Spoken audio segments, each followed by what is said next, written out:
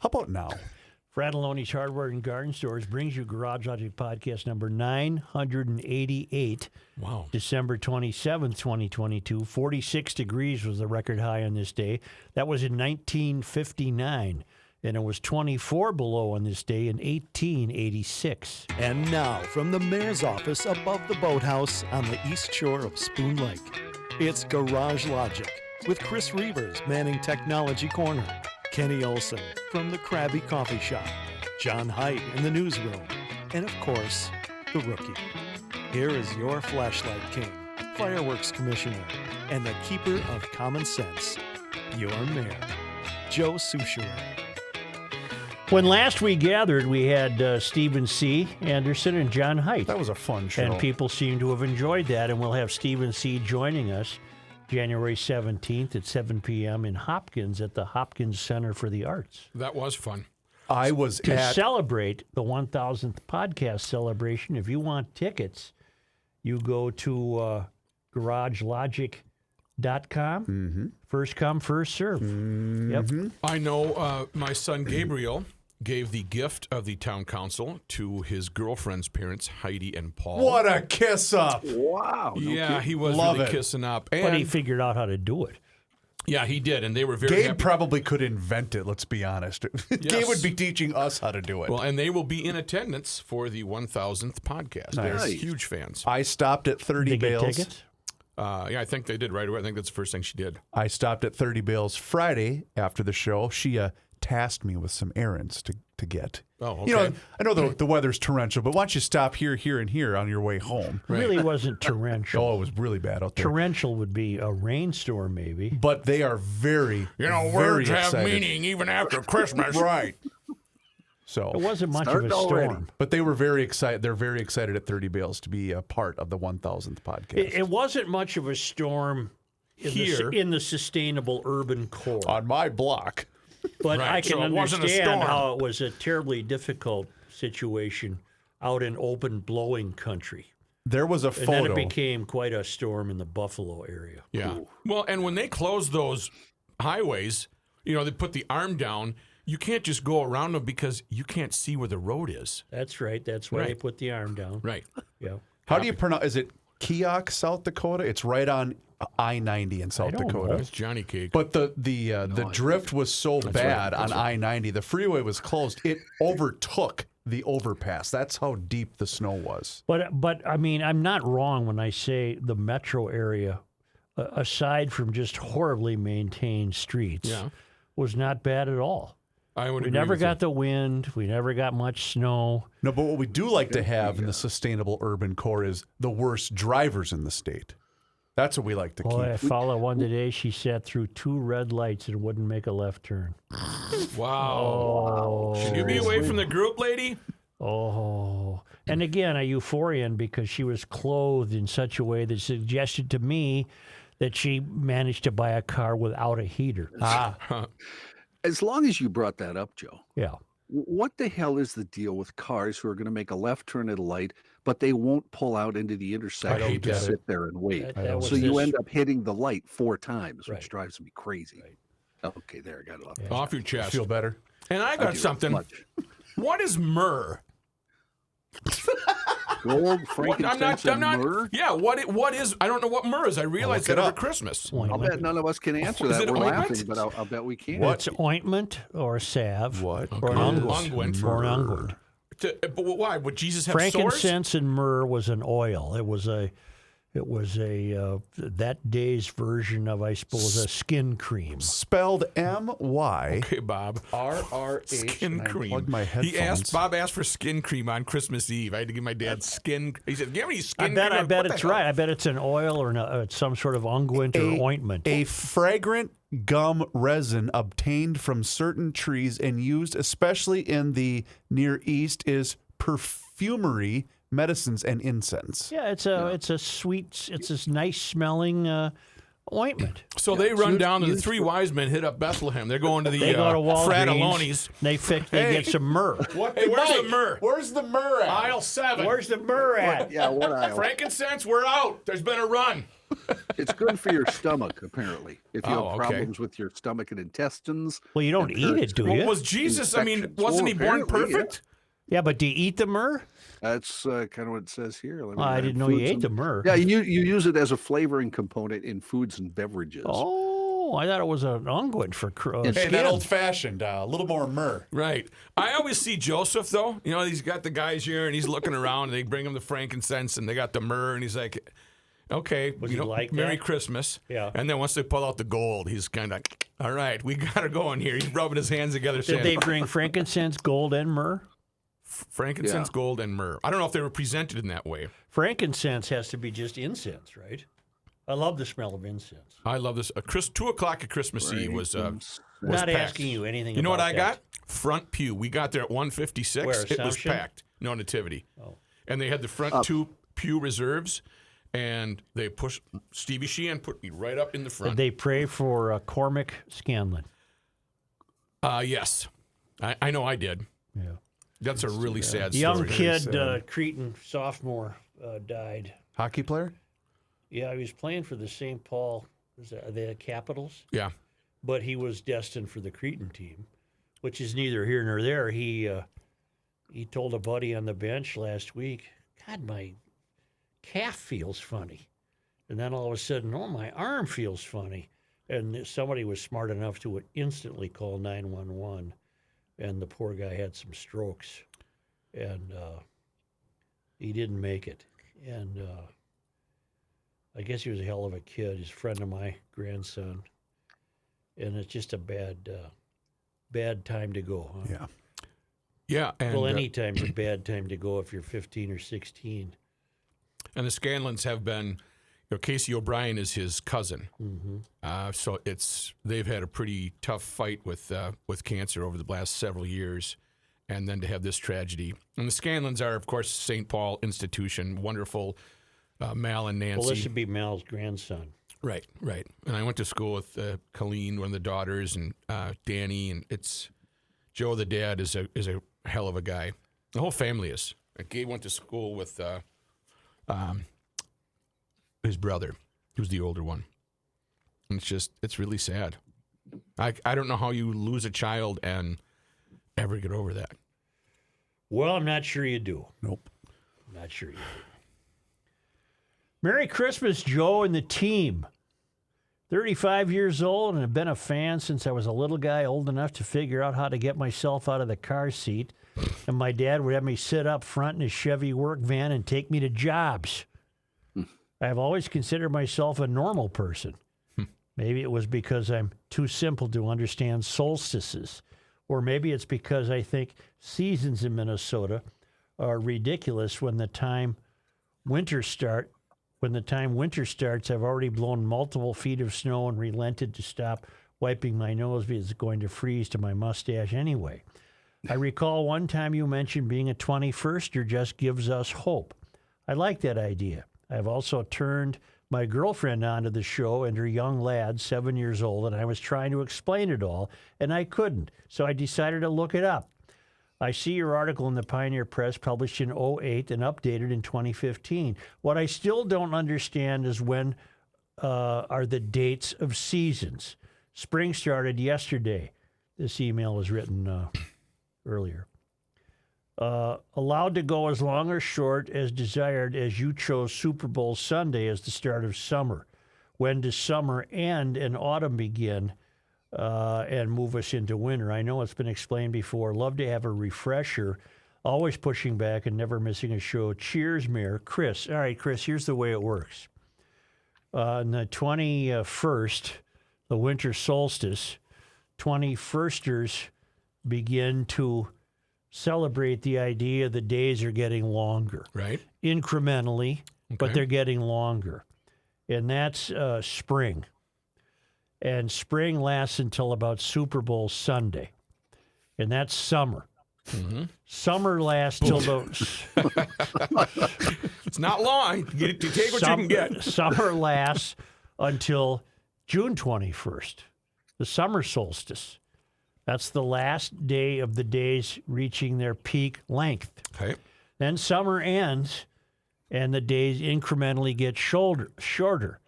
So you have a long, lingering autumn beginning about June 22nd. So you can get a really nice autumn. And then winter is assigned to about, mid-November to December 21st. And then spring starts again. You are so effed up. Yeah. You are not a normal person. But it really works. It really works as a psychological trick. So here are the seasons. December 22nd to Super Bowl Sunday is spring. Yep. The day after Super Bowl Sunday to June 21st is summer. Okay. June 22nd to whatever you want to assign for winter, I'll give it November 1st, is winter. No, that's autumn. June 22nd to about November 1st is autumn. That's a long autumn. It's a long time. A long autumn. Got that one. And then on December 22nd, spring to Super Bowl. Okay. Super Bowl begins summer. I hope that clarifies. Okay. I didn't write that down. If I need So to, I'll have you repeat it. right now, the royal order of the 21sters are well into spring. Okay. It's the spring season. So And if you think I'm nuts, then explain these morons that go to NFL games when it's 20 below and take their shirts off. It's an unnecessary risk to How get many the flu. of them have died? Right. I can explain it. Alcohol. Drunkenness. Yeah.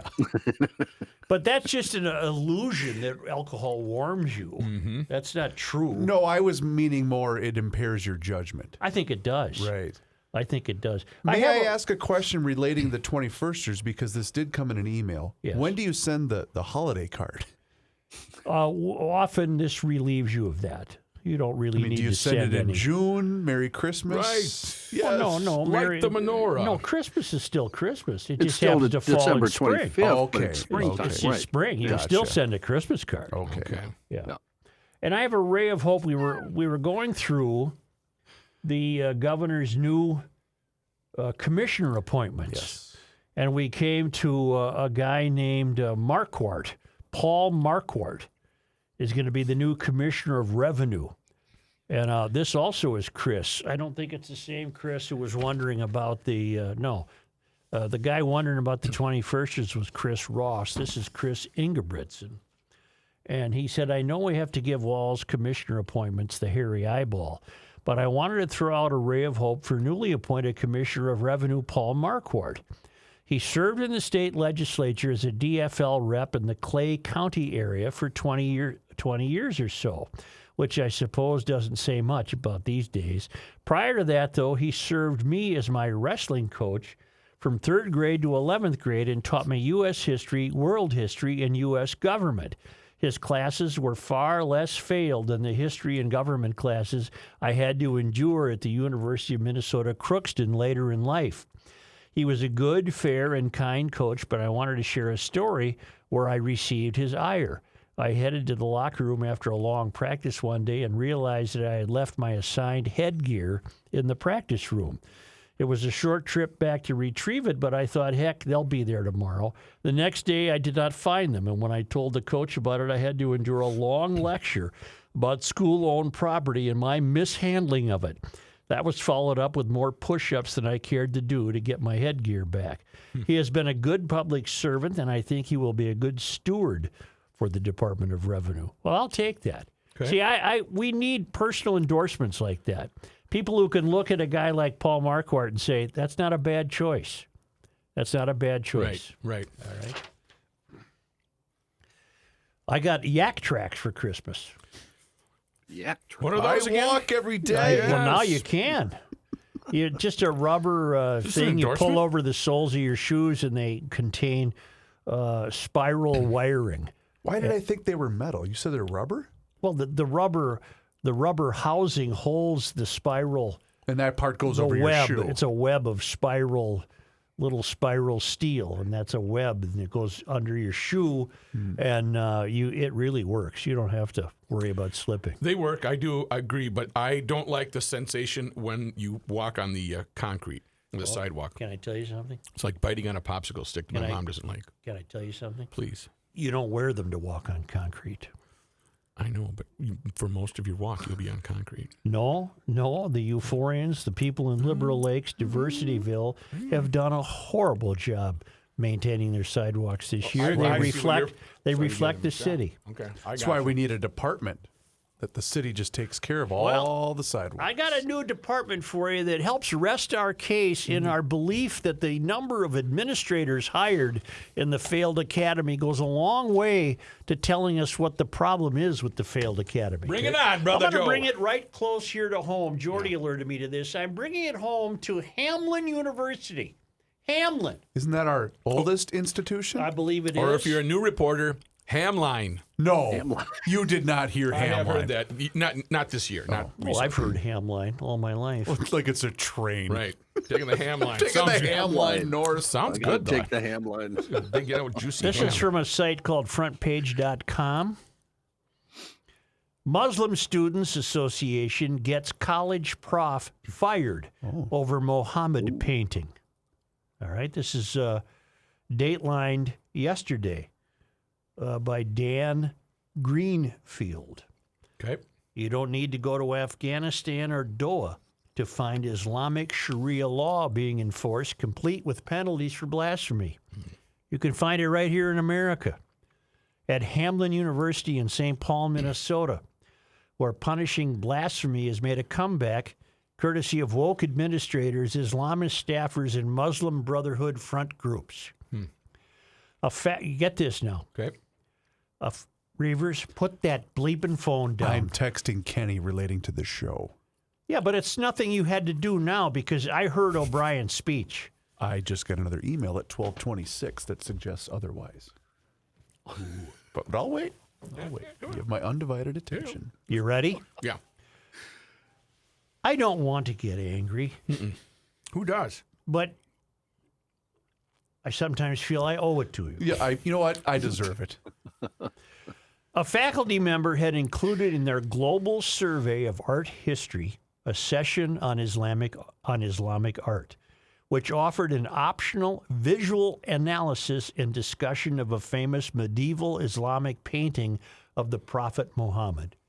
A student complained about the image's inclusion in the course and led efforts to press administrators for a response. After that, the university's associate, ready for this one?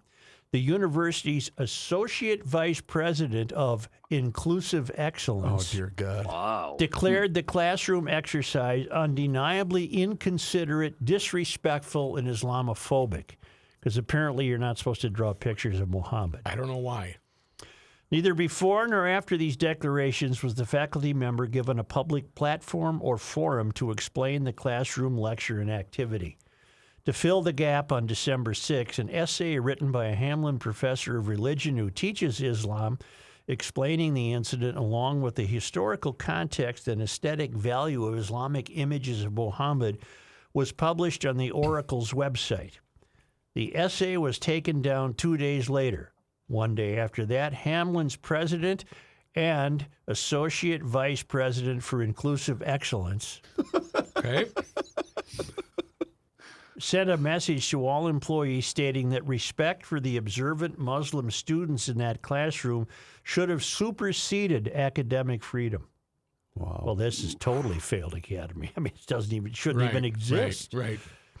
The essay's censorship and the subsequent email by two top university administrators raised serious concerns about freedom of speech and academic freedom at the university.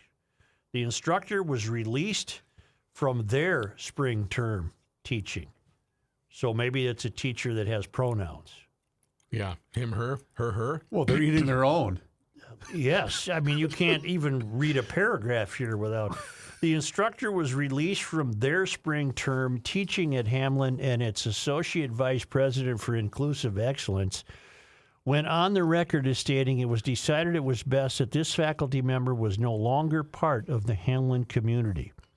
In other words, an instructor who showed an Islamic painting during a visual analysis, a basic exercise for art history training, was publicly impugned for hate speech and dismissed thereafter without access to due process.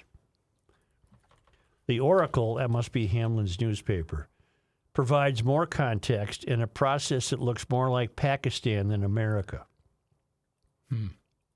Along with the involvement of the Muslim Students Association, an Islamist campus hate group whose chapters have been linked to the Muslim Brotherhood and anti-Semitic acts, the Oracle has since learned that the event in question occurred on October 6, when a professor shared 2 depictions of the Prophet Muhammad in class, while discussing Islamic art. One was a 14th century depiction of the Prophet, and the other was a 16th century depiction of the Prophet with veil and halo. Within Islam, there are varying beliefs regarding whether the representation of the Prophet Muhammad is acceptable. The majority of those practicing Islam today believe it is forbidden to see and create representations of Prophet Muhammad. This is 16 pages long. I'm not going to read it.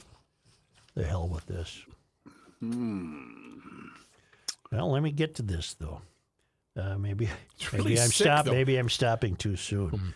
That's because the majority are Sunnis. Shiites are more relaxed about it, but woke academics pander to Sunni Islamists and have been prepped to treat.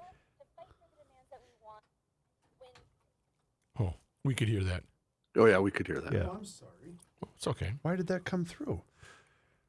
Why can't we have pictures of Muhammad? That's because the majority of Muslims are Sunni. Shiites are more relaxed about it, but the woke academics pander to Sunni Islamists and have been prepped to treat any depiction of a genocidal pedophile warlord as a hate crime. I guess this writer thinks that Muhammad's a genocidal pedophile warlord. Aram Wedatala, a Hamline senior and president of Muslim Student Association, was in the class at the time the photos were shared. I'm like, this can't be real, Wedatala told the Oracle. As a Muslim and a black person, I don't feel like I belong. And I don't think I'll ever belong in a community where they don't value me as a member and they don't show the same respect that I show them. Bleep you. Come on, kid. D'Angela Huddleston, a Hamline senior, an MSA member, Muslim Student Association, also shared her thoughts with the Oracle. Hamline teaches us it doesn't matter the intent, the impact is what matters, Huddleston said. Wedatala emailed MSA's leadership team and members of the Hamline administration on October 7, the day after the incident. On this same day, she met with President Fanice Miller. Dean of Students Patty Kirsten also called Wedatala and apologized for her experience. So Wedatala is a her. They. They, Yeah, she, tell me what the pronoun is, whatever. I don't know. Then now I'm done. I don't know what to say.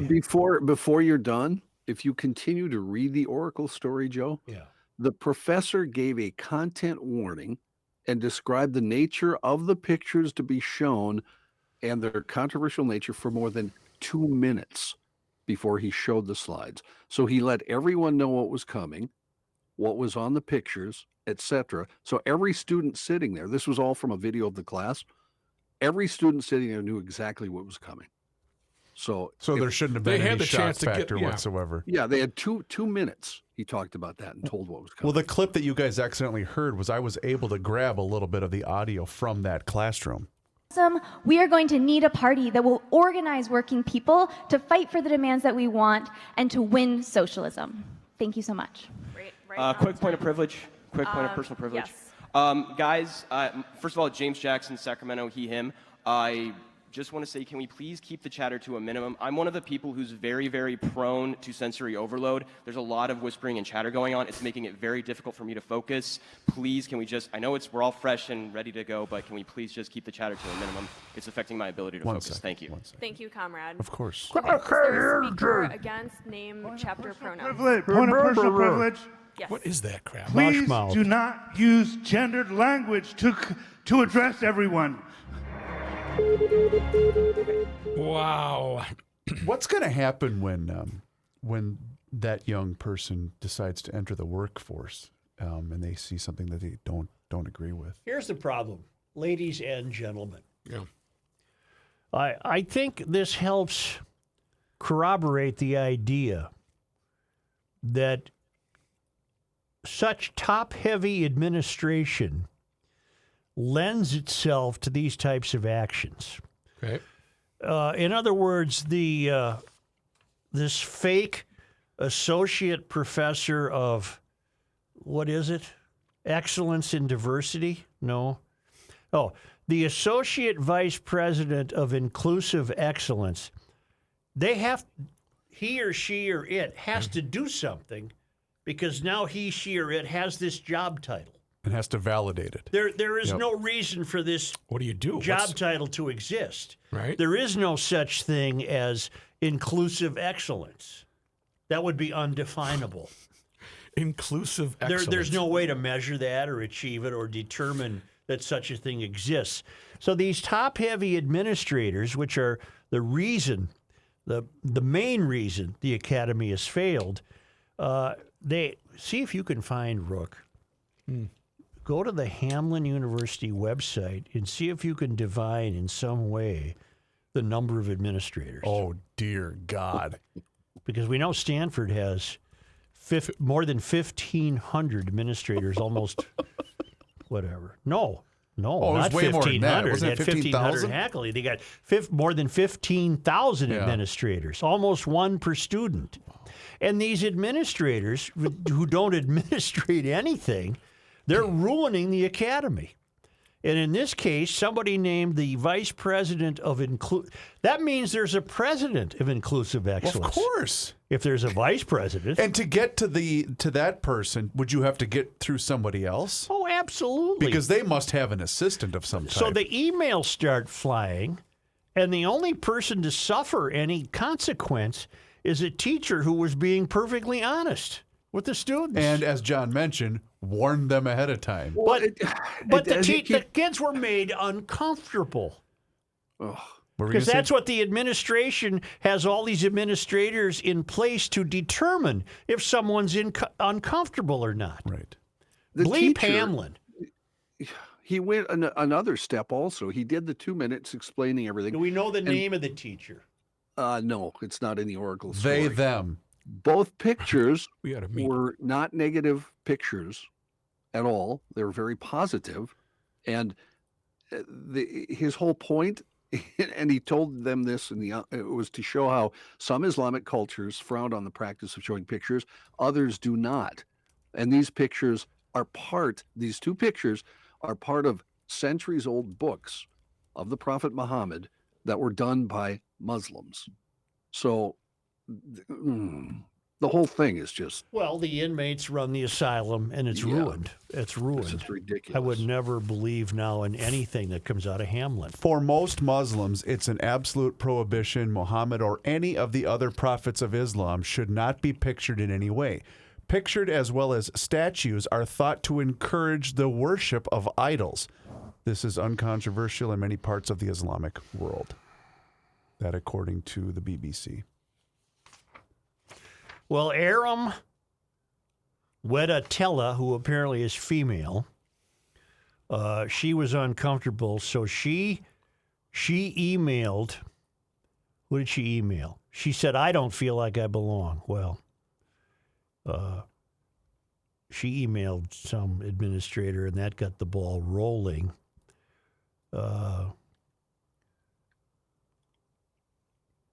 She emailed the Muslim Student Association's leadership team and members of the Hamline administration.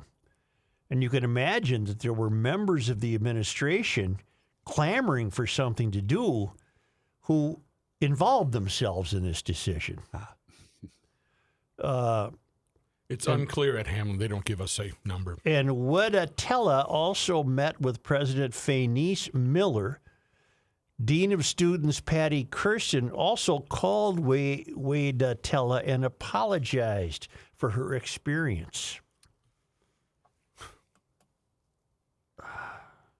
Note the MSA part. This was a hit organized by a campus chapter of an Islamist organization that believes in the supremacy of Islamic law over civil rights. Aram Wedatella is a Sudanese immigrant who is now imposing Islamic law, as is the norm in Sudan, on Americans. What did the professor really do that was so offensive? Nothing from an American standpoint. But the instructor's real offense was challenging Islamism by suggesting there were different approaches. That's the sort of thing that gets you beheaded. Right. Now, Man, they mean business, huh? well, here's what John found. In the video of the class, the professor gives a content warning and describes the nature of the depiction. So the professor was aware of this admonishment. Mm-hmm. The professor is aware that for some Muslims, showing a depiction of Allah can be discomfiting. Okay. So he warns the kids, right? He warns the students. He gives a content warning and describes the nature of the depictions to be shown and reflects on their controversial nature for more than 2 minutes before advancing to the slides in question. Okay, let me stop right there. In America, Wedatella, you had your 2 minutes to raise your hand and say, wait a minute. Hold up. I'm Muslim. I don't think you should be doing this, which either would have or would have not caused the professor to change his approach. But you took your home country's route here, lady. You decided to let this man commit what you consider a sin, and then you fry his ass. Right. Bleep you, get out of the country. Doesn't work like You that. sat back and waited to become offended. Yes. Yeah. You had every chance, lady. This is America. Rapidly becoming not so. Yep. Especially in the failed academy. You had a chance to prevent this. And you weren't adult enough, responsible enough, mature enough, disciplined enough to respond in the correct way. But among that person's peers, they will be celebrated for what they did.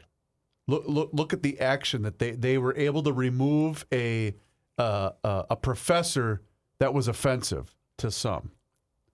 And that person will be celebrated. And that'll catch on quick. In the October 8th email to Wedatella, the professor stated that so this professor he's got pronouns. I don't know who in the hell the professor is. That they would let the class know ahead of time what would be shown to give students time to turn off the video. I did not try to surprise students with this image, and I did my best to provide the students with an out, the professor wrote in an email. I also described every subsequent slide I showed with language to indicate that I was no longer showing an image of the Prophet Muhammad.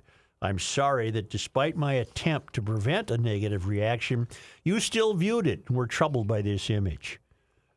Well, the school had every responsibility in the world to defend the professor. Right. And they wussed out. And then failed thoroughly. But isn't this also the equivalent of essentially mayors not standing and having the backs of police? Wouldn't this be the same thing? Somewhat. It's somewhat linkable, but this is an atrocious example of too many administrators. Right. And they all are vying for each other's approval. And if the bar you set is students shall be comfortable, then what possibly can be taught? Yeah, exactly. Isn't that the point of college, though? Challenge yourself or be uncomfortable and ask questions, not just it's all got to be cookie cutter. Call Hamline and ask to speak with the president right now. Okay. Rookie, you got the number. You do it. I got it. By the way, the vice presidents are all under the president. So there is no president of the inclusive excellence, whatever. Yeah. They just, every department. How many head, vice presidents are you seeing?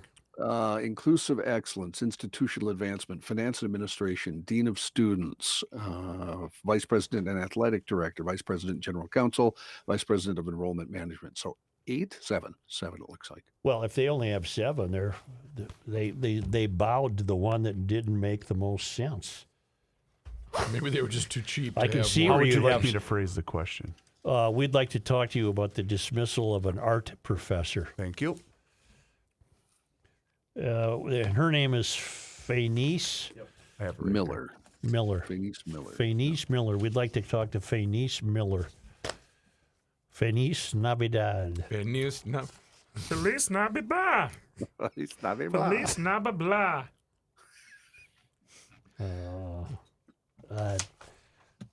I don't want to pursue it. She obviously will not come on the air. They're probably in some sort of winter break or something. Yeah. Probably having lunch. I'm getting voicemail. Yeah, just forget it. No, don't. You sure? Yes, positive. Hang up. Hang up. Hey, this is Joe Susher. No, hey. Is Seymour Bucks there? What's going on there? Is your refrigerator running? Better go catch it. Thank you. Does your nose run and your feet smell? You were built backwards. Where's the ACLU? Oh, protecting the professor? Yeah. This is akin to, and I'm out on a limb here, and not even that sturdy of one, but I'm going to say it anyway. This is akin to the food fraud scandal, in the sense that I'm convinced that part of the reason the food fraud scandal existed as long as it did is because everyone involved and who could have done something was afraid to be condemning of black people, in this case, Somalians. Yeah, you're right. And now here you have black Islamic students at Hamline, and they're all going to throw themselves under the bus for these students. Right. If that means losing a teacher in the art history department, who gives a bleep? You can always find another art history teacher, and one who will not show a picture of Muhammad as we continue to destroy this once noble academy called Hamline, which I think has become an instant joke. Why would anyone go to school there? Because you want to act like that. Those are the people that are going there. I have the list of the offices and services directory of Hamline. Mm-hmm. She's pretty long, Joe. A lot of people over there working. We got a lot of jobs. Oh, yeah. And that's the problem. There are so many of them. Look at this one. That they're like fire ants. They have to compete with each other to hang on to this nothingness that they're calling a job. Would you like me to call the Center for Excellence in Urban Teaching? No. How about the Center for Excellence in Global Environmental Education? No. Because it's all meaningless. Unbelievable. Wow. That's a lot of payroll. Yeah, that's a lot to keep track of. So the students at Hamline, in this case, quite literally, live under Sharia law. They have an office of sexualities and gender diversity initiatives. Well, you got to have that. How do you start that? How do you even think that up? Better question. Better question. What's it pay? What's it pay? Mm-hmm. They live under Sharia law. Hamlin's not capable of being embarrassed. Hamlin's not capable of being ashamed. Hamline will continue to deteriorate as a failed academy. I have a small ray of hope. Are you ready? Yeah. Included in the office and services directory, they have the Bush Memorial Library. Oh. How about that? After our former president. No, I would think that's a different Bush. You sure? Yeah. Mr. President, did you spend any time at Hamline? I can't even read. Did you take the Ham line at some point? I took the Ham line when I zipped through St. Paul when I was talking to Joe, and remember, he wouldn't get off the phone with me. Oh. And I said, Joe, I got to go. Yeah. Right. And I finally hung up on him. I had some brush to clear. That's a different Bush. Isn't there a Bush... Walter Bush. Philanthropic group in the Twin Cities. That gives James money. Bush. No. Billy Bush. Randy Bush. Played Randy for the Twins. Bush. 25. Yeah. John will find it during this break. Where is he? Where's John? Okay. Hi, John. Hi, Mr. Hi, President. Jack. Don't say that at the airport. And now from the Wait, that's like the we open. starting We over? already did that one, so I got to play this guy right here. Here's a man who spends We hours starting at over? hardware Apparently. stores, sifting through the nuts and bolts of life. Joe Souchere. Is that you or Dylan? That's Dill. That's Dylan there. That's the one with the vocals, right? Yes. Nice. Yeah. The guy that sounds like a chipmunk. No. Is it? Yeah, you're right. It's actually a guy and a woman together. I got an issue with his route. I'm sorry. What do you want me to do? Hey, GLers. Dylan Heidt was driving home for Christmas. He's as far as Albuquerque. Right. No, he went to Dodge City. Dodge yesterday. City. Yeah. You mean for next Christmas? He's I know he's driving going home? to be here in time for next Christmas. He stayed on Wyatt Earp Boulevard yesterday, the hotel. In Dodge City. I gotta be honest. I would have much rather been in Albuquerque with how crappy the weather was here. Here's that's John true. Heidt. That's very true. Hi, how are you? Good. Let's see. I have a lot of things to mention before the news.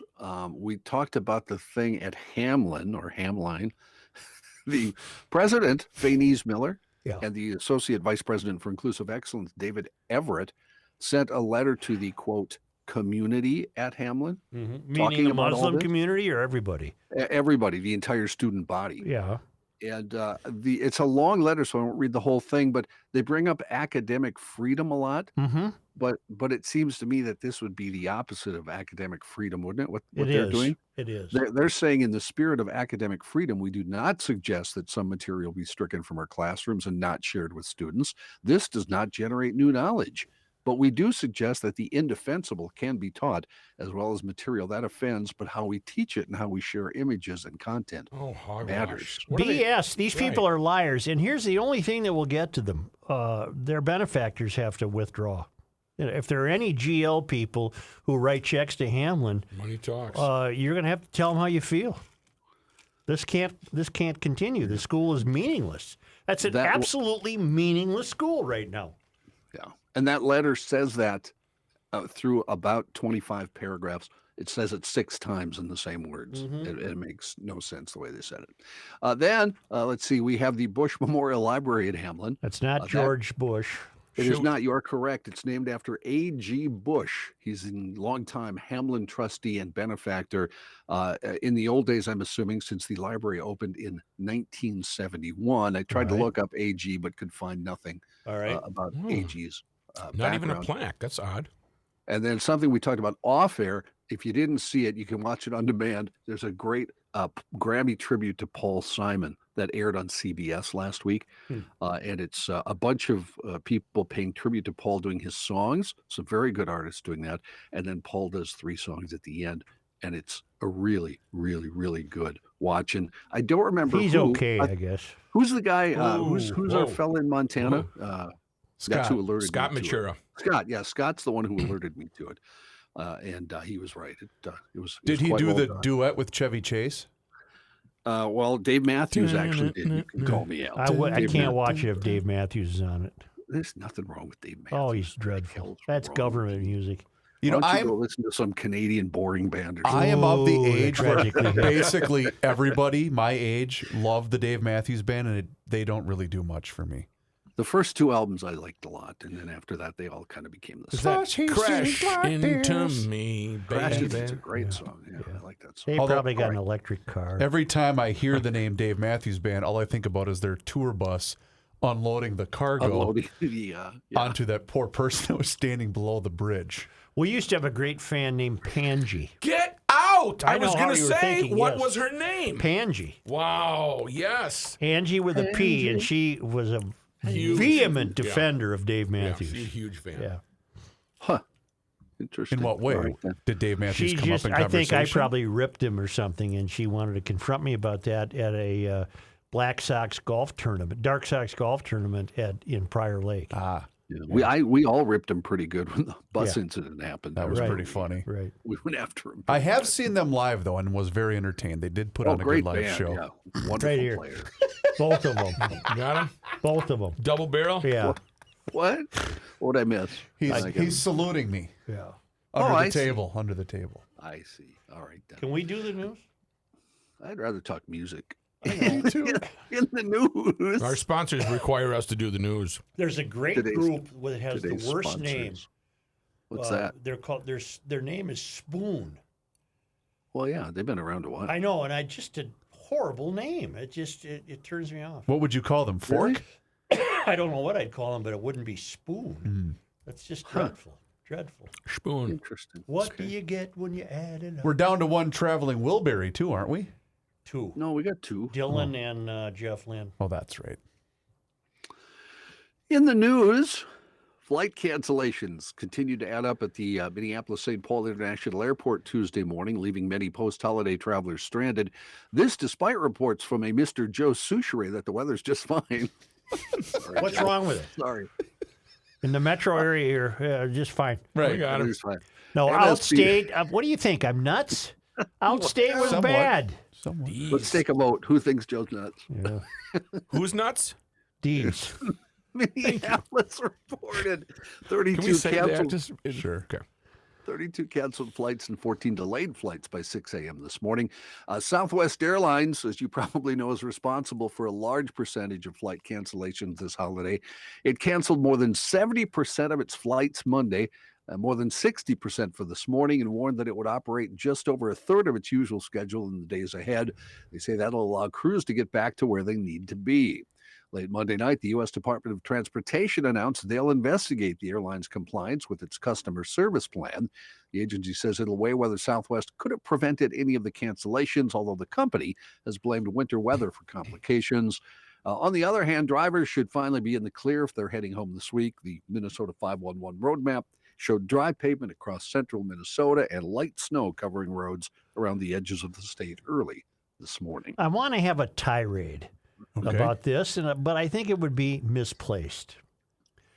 The meteorologists started warning us about this storm a week ahead of time, Yep. and nothing came to fruition in the metro. Yep. It did come to fruition outstate and in other cities, but nothing. But the tirade I'd want to have, but I think it would be based on by being naive, is, okay, you're here, it's Monday, you want to fly to Albuquerque for Christmas. Okay. You can't wait till Christmas Eve day if this weather forecast is going to come true. Every news report that I saw, obviously we're at MSP and we're finding the husband and wife that are trying to get back. Well, what did you expect? This is the busiest travel week of the year. Either go Tuesday or call your family and say, you know what, we're not even going to go to the airport and try. The weather forecast up here is pretty much telling us that there'll be nothing but flight delays. Oh, Yes, you in the back. you know what this is? What? It's another extension of I can't bother or can't be inconvenienced in any way in my life. Much in the same way. No, but that's where it becomes unfair, because a lot of people would say, well, look, I can't get off work. I can't just leave my work arbitrarily on a Tuesday when I was scheduled to leave my work on a Friday. So there's that. It would be unfair to say, what did you expect, people? But if you had the chance to leave other than when you planned to leave, you should have. But is it a case of not enough people paying attention? I don't know. But for you to take it out on Rookie, it's not his damn fault that an airplane, you know what I mean? I don't think I understand that. It's also a very strong component of man, human people losing sight of nature. Correct. Yes. Right. My schedule's going to go on regardless of what the weather is doing. Yeah. Agreed. Yeah. I'm kind of with Chris, though. Everybody feels a little entitled to me, it seems like, about everything. Well, I can tell you when there were delays or people missed a flight and you have to put them on the next flight and they're standby and they don't get on, they start to get a little testy. But one guy last night, he came after the flight was closed, so he didn't get on that flight, put on the next flight, he didn't get on, and I was racist because he spoke Spanish. Huh. That's why he didn't get on. You are the other two inherently people ahead of him racist. did. Yeah. They got on. He didn't. They were white, right? That's why they got on? Yes. Okay, good. Yes. And that's how But there was a video that was circulating where this woman was, I can't believe the patience that this person behind the desk was showing. And I'm thinking, that poor human being has no concept of reality. Meaning, she probably didn't watch the weather. She probably had no idea what's going on. But in her world, her not getting home is the fault of that guy behind the counter. You guys were mocking me when I told you that my life's goal, with few exceptions, is to never have to go to the airport. Oh, I do not mock you for that at all. I can't take it. I would not have handled any of that well. No. Probably not. Yeah. But okay, but you just cited your internal instinct would have forced you to make other plans. You would not have let it be up to the airport. You would have made different plans. But Joe would have also tried to make those plans without weather. I got to get back. Yeah, what time can I? Nick Mancini. Bloomington police say formal charges for 5 people accused of having a role in that fatal shooting at the Mall of America may not be filed until tomorrow morning. According to police, a charging extension has been granted, meaning charges from the Hennepin County Attorney's Office will be due at noon on Wednesday, the 28th. The charges have to be filed against all 5 suspects by that time. 5 people, including 3 17-year-olds, have been arrested. They have yet to be identified by police due to their age status as minors. 2 others, 18-year-olds. I'm sick of that. Sick of that, by the way. Thank God he wasn't shot by a cop. Right. 2 others, 18-year-old Tayshawn Wright and DeAndre DePrado, are also suspected of playing a role in Friday's shooting. Police think either Wright or DePrado pulled the trigger and killed 19-year-old Raymond Hudson of St. Paul at some point during a fight involving 9 people in the mall's Nordstrom store on Friday evening. Police say they're still reviewing evidence. No other arrests have been made. Was that the early suspicion, Joe? What? That he was? No. Okay. I didn't.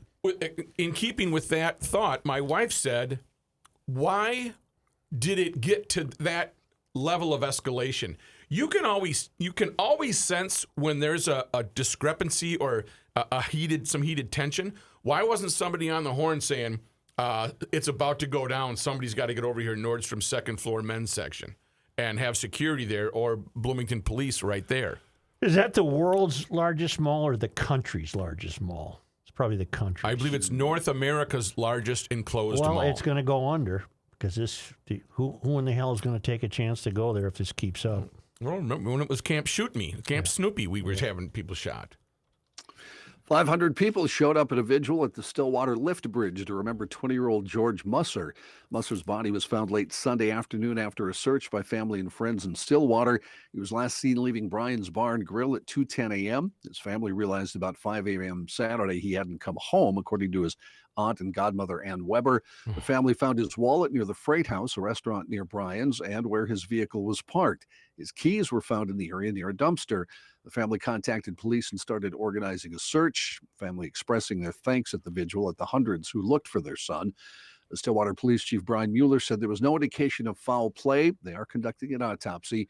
Weber said police have found video of George throughout town in the time after he left Brian. She said her nephew had been drinking and was disoriented. Musser's parents lived nearly a mile from Brian's Bar, about a 20-minute walk. His body was found about 2.5 miles from where he started walking. His aunt said to these young people going out and drinking, use a buddy system, be with people you trust. What's with the discarded keys? By the dumpster, I don't know. There wasn't any sign of foul play from what I heard. Discarded wallet and discarded keys. Well, I just looked into it like he was mugged. But they don't suspect that. Oh. No, I looked into it like disoriented to the point of... Disoriented to the point where he might have tried to start the dumpster. I'm not trying to be funny. He was that inebriated. I mean, what the hell? Yeah, I know what you're saying. Exactly. The Mall of America is the 11th largest mall in the world at 5.6 million square feet. The ranking area does not include Nickelodeon Universe, the indoor amusement park of the mall, with an area of 300,000 square feet. The largest mall in the world is the Iran Mall, which is... No way. I see a really bad Levi's store. The Iran Mall? Yeah.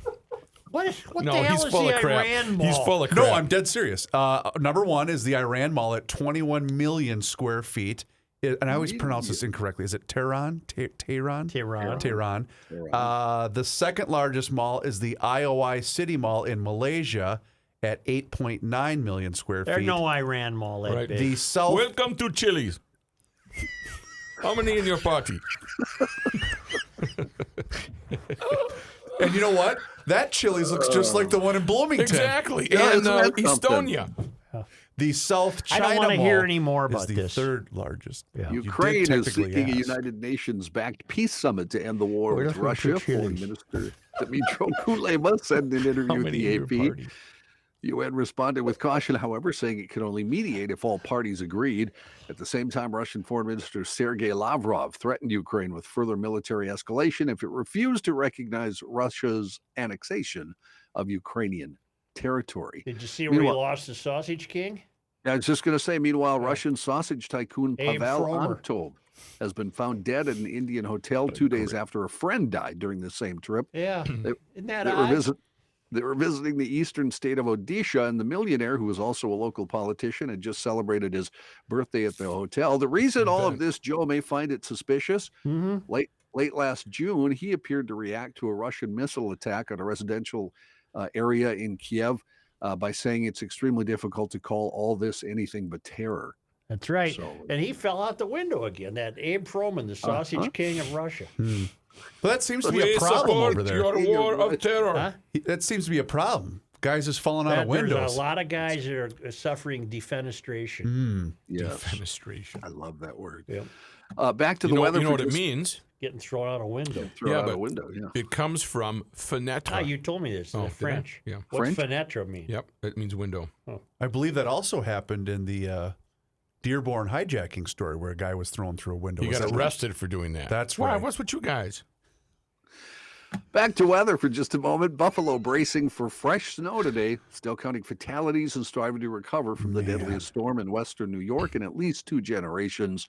Buffalo's death toll right now sits at 27, with at least 7 other suburban fatalities. Wow. That surpasses the historic blizzard of 1977, blamed for killing about 29 people. Weather Service predicted that as much as 2 more inches of snow could fall today. That goes with 4 feet of snow. that So fell in some 77 places. was how many years ago? 45? 45. 45. So 45 years ago probably was prior to the climate change talk. Yes. Yes. Because climate change talk has certainly entered this storm that I've read. Yeah. And how about the Bills? They had to spend Christmas at the airport hotel because they couldn't get back. Did you guys see that? No, I did not see that. In Buffalo, the dead were found in cars, homes, and snowbanks. Some died while shoveling snow. And unfortunately, others died because emergency crews couldn't respond to medical crises because of all the snow in the area. Well, and that's why MnDOT was basically begging people here, don't go anywhere, because if you get stranded, you're on your own. Right. You know, a lot of those tweets that were circulating over the weekend just basically saying, stay home. Don't be out on the roads. I'm hearing Simply Red right now. Simply Red. Nice. On my well, own. On my own. That's Didn't not they Simply sing that? Red. No. No, that was Michael McDonald and Patti LaBelle. Whoops. On my own. Never mind. Speaking of soul music, my next story, Rook, you gave me a perfect segue there. Yeah. A huge death in the music Accidentally. world. Yeah, accidentally. Since we last met, a huge death in the music world. We lost one of the architects of the Philly sound, producer, songwriter, and arranger Tom Bell, dying at the age of 79. Bell was known for innovating the signature R&B sound used by groups like the Spinners, the Delphonics, and the Stylistics. He was born in 1943 in Philly. He was a member of the songwriting trio The Mighty Three, which consisted of himself along Kenny Gamble and Leon Huff. How about this? Here's a list of songs he co-wrote and produced. This is just a few. Tell me it's La one of La- my favorite Philly sound ones. Go. La La Means I Love You by the Delphonics. Brand New Me by Dusty Springfield. Didn't I Blow Your Mind This Time by the Delphonics. You're Everything by the Stylistics. One of my favorites, People Make the World Go Round by the Stylistics. Betcha by Golly Wow by the Stylistics. Stone in Love with You, the Stylistics. Another one of my favorites, I'll Be Around by the Spinners. Could It Be I'm Falling in Love by the Spinners. One of a Kind Love Affair by the Spinners. Ghetto Child by the Spinners. Rock and Roll Baby by the Stylistics. You Make Me Feel Brand New by the Stylistics. Mighty Love by the Spinners. Rubber Band Man by the Jeez. Spinners. I mean, the list goes How on. about, and on. what about, did he do, Am I Black Enough for Who You? did Street Lights? Who am I Journey. thinking? No. Crusaders. Yeah, Crusaders. Crusaders with, I don't remember the female singer, but yeah, anyway, he was involved in some of the finest music made in the 1970s. Why'd so. he die? He was 79, Joe. Well, so what? That's pretty much it now these days. Pat, and then Wow, you. that I mean, what are we going to do here? That was What's gonna happen? Cancer? That didn't work out well the way we said. I did not see a cause of death in any of the stories. Did you? No. Did you? Well, 79, he apparently just died of old age. Yep. I don't. That's Ran not out that of old. gas. Hell, Keith Richards is 79. Have you seen him lately? Yeah, he looks like he's about 69. He quit drinking and everything. Oh, did he? Yeah. Do they still hate each other? Aerosmith, don't they all hate each other? Aerosmith. What's Aerosmith have to do with Where did Keith we Richards? come up with Oh, Aerosmith? boy. Hey, I got it. Oh my gosh. Hey, how are you? I was looking at the Mega list of Millions. malls. Malls here. Mega Millions tonight. 565 million. Who's in? Jackpot. Got mine Not already. me. I I go when I go to don't work. need gas. One ticket. And I'm telling you right now, I'm pulling a Reno 911 when I win. Oh yeah. Oh, You come in yeah. here and you I'm can. going to wait till we're on the town council, and it's going to happen. You know, we're negotiating for me 5 days a week. It'll be this. Yeah. In Reno 911, I did love what her request was Oh, when my she God. walked in. Oh God, that was funny. Oh, you're the second person Yes, that's yeah. made that request. That's required that or indicated that. That will be 293 million, by the way, if you take the cash option. Wow. Yeah, somebody's got to win. Yeah. Somebody's Maybe Maybe I'd I'd say taxes, that's 150 mil. Yeah. Wow. What A would you renowned- do? A renowned New York City Catholic priest was revealed to have had a secret son who he raised while amassing a $7 million fortune. He is the Reverend Louis Gigante, well known for both his civic work and for being the brother of mob boss Vincent the Chin Gigante. Yeah, Chin. the chin. The priest led a double life where he took a vow of celibacy but returned home each night to live with the son that he fathered in 1990. Gigante lived with his son Luigino and in the boy's mother in the leafy New York area of Westchester and commuted an hour to the city where he was a priest at the St. Athanasius Roman Catholic Church in the Bronx. So wait, addition- I'm sorry Yeah. to interrupt, but just for clarity, did he have the son and then became a priest? No, he was already a priest when he had the son. Whoa, just like a couple of the old popes, huh?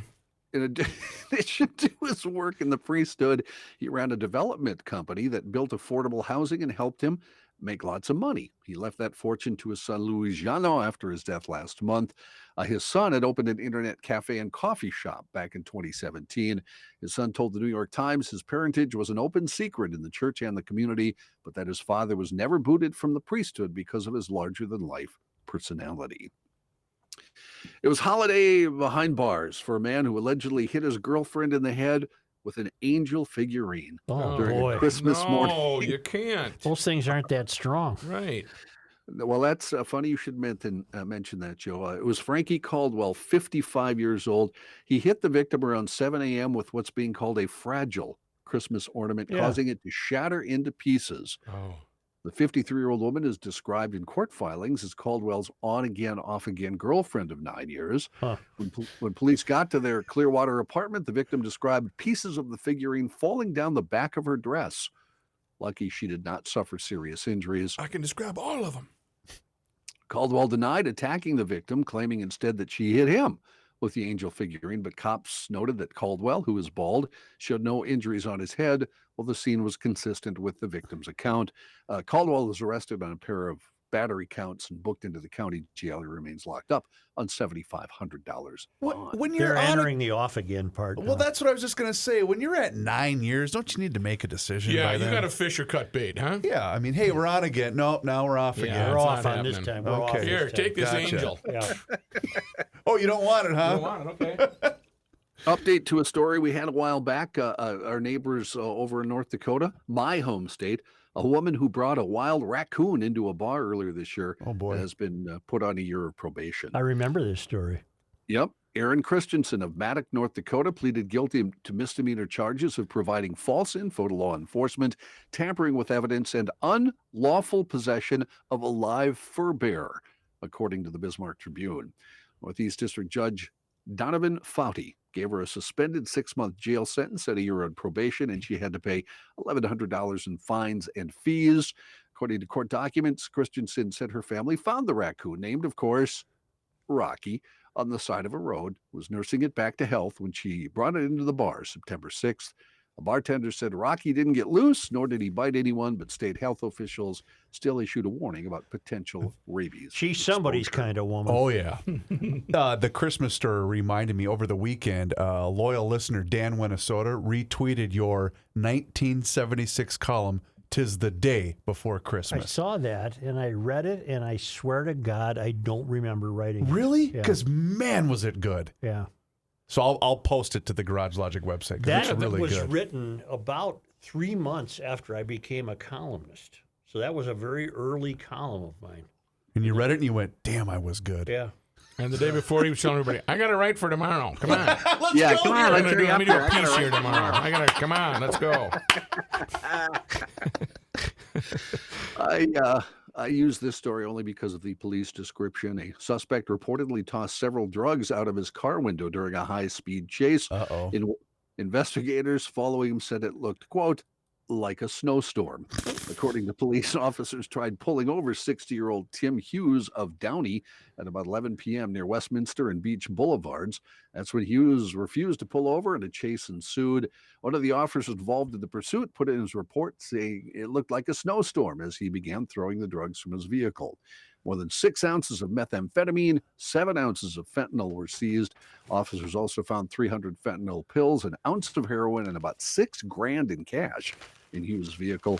Hughes was arrested and is facing several charges, including possession of narcotics for sales, felony evading, and destruction of evidence. No injuries reported in that chase. Let me look something up here. Okay. Yes. Where's the NFL schedule? Right here. Okay, where is Buffalo this week? I believe they're home against the. So they're playing somebody good this week. Monday night, I think. Oh, is it a Monday nighter? No, it's Buffalo at Cincinnati Monday. Okay. Okay, Monday. that presumably would get played. Yeah. But how will Buffalo?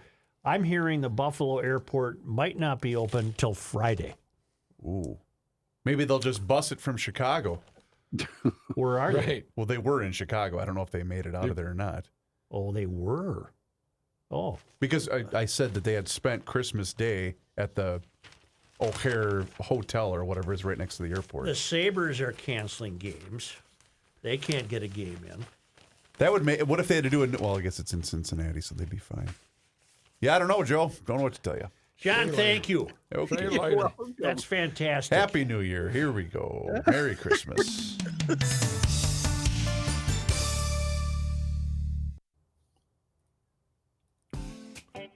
You cannot stop him.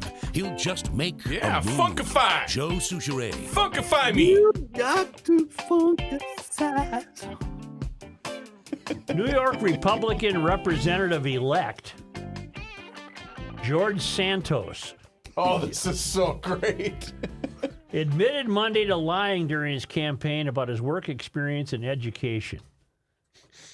Santos, who will represent a portion of Long Island, made the confession during an interview with the New York Post, though he insisted that lies would not stop him from serving his full 2-year term as a congressman. I am not a criminal, he told the Post. This controversy will not deter me from having good legislative success. I will be effective. I will be good. Why does this idiot even get to be in office? Why not? Well, he was elected by the people. He feels the power. He wrote in his campaign biography that his grandparents were born in Ukraine and escaped the Holocaust by fleeing to Belgium. Hold on. We don't know that. Before best part right before here. Go fleeing ahead. again to Brazil, leading some to question whether he was in fact Jewish. And last week, the New York Times reported that claims made by Santos about being employed in the financial industry and working for Goldman Sachs and Citigroup could not be verified.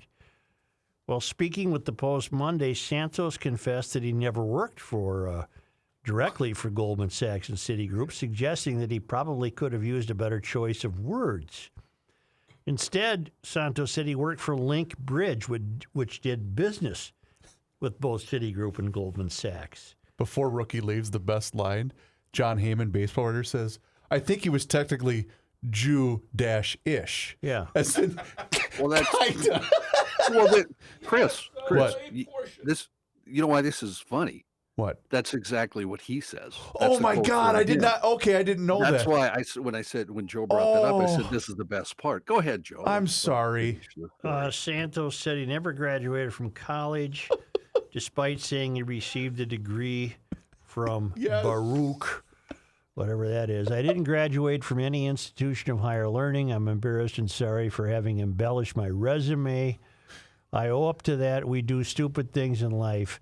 Santos said he is Catholic, although though his grandmother told him stories about being Jewish and converting to Catholicism. He claimed he's gay. He was accused of not being gay because he was married to a woman until 2020. Santos addressed those claims with the Post Monday, saying he was married to a woman for 5 years but is now married to a gay man. He also confessed to being a deadbeat tenant in Sunnyside, Queens, adding his mother's illness put the family into deep medical debt. Okay, and the Republican Party, which continues to be as failed as the failed academy, they're just going to sit back and let this idiot be a congressman. But what power do they have? I don't know. Ridicule him, fire him, do some damn thing, invent something. Jewish. The quote that he said, and this is a quote: "I never claimed to be Jewish. I am Catholic because I learned my maternal family." Jew, not too shabby. Because I learned my maternal family had a Jewish background, I said I was Jewish. Ish. Jewish, Jewish, not Jewish. But you watch. Jewish. This guy's going to be a lifer. All he had to do was get in, and he's in, and they're going to keep reelecting him. I'll promise you that. Look what he did. He checked all the boxes. Okay, I got to change this about me. Now I can check that box and just change this about me. Then I got to check. That's all he did, Joe, and he got in. He's in the club. It's a great system we got there. Only because. Aren't you happy you came in this week? Well, that Hamlin thing blew my mind. Oh. Only because they come to us all the way from Marloth Park in Mpumalanga, South Africa, from the Traveling Lymans at worldwidewaftage.com. It was on this day, December 27th, in 1846, that David M. Clow was born in Lyme, New Hampshire.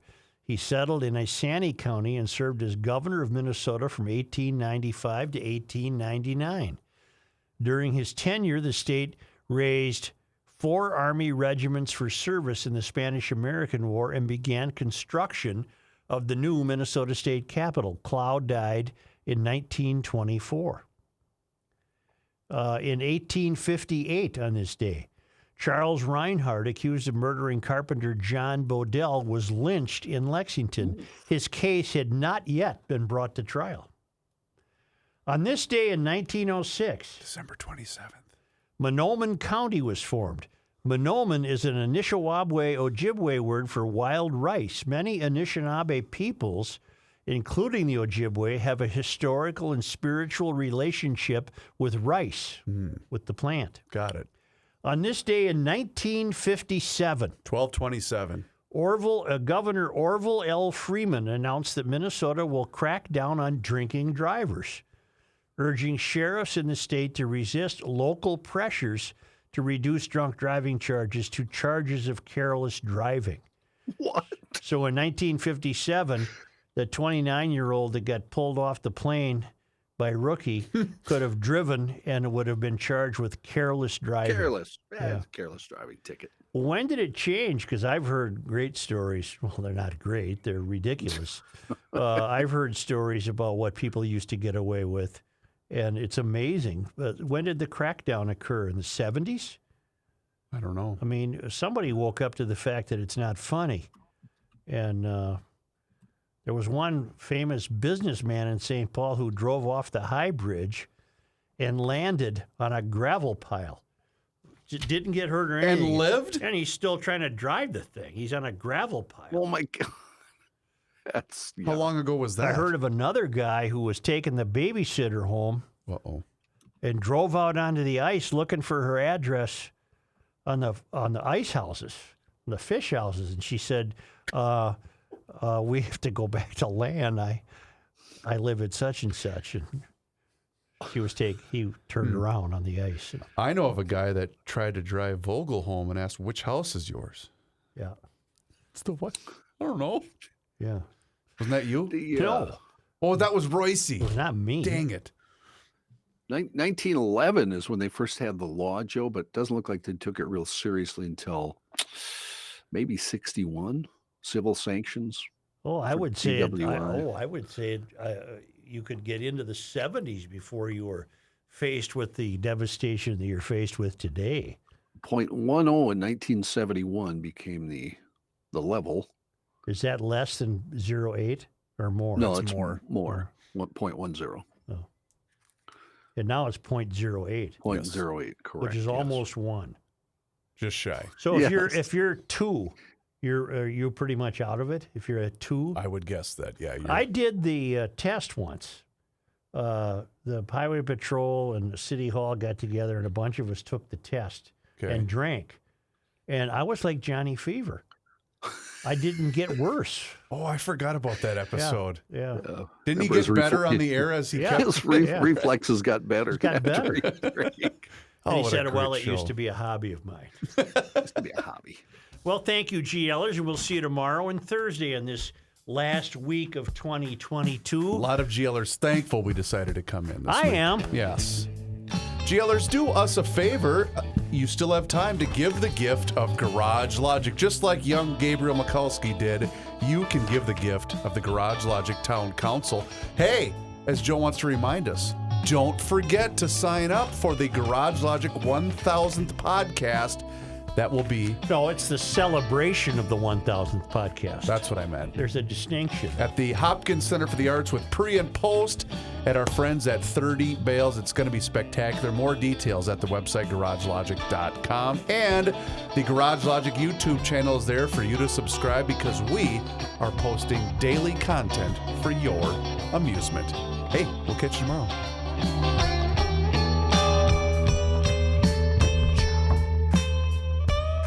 Start a journey, not a fad. Kick off your fitness journey with up to $500 off Peloton Bike, Bike Plus, or Tread packages. Choose the package that will take your training to the next level with accessories like our cycling shoes, heart rate band, non-slip grip dumbbells, and more.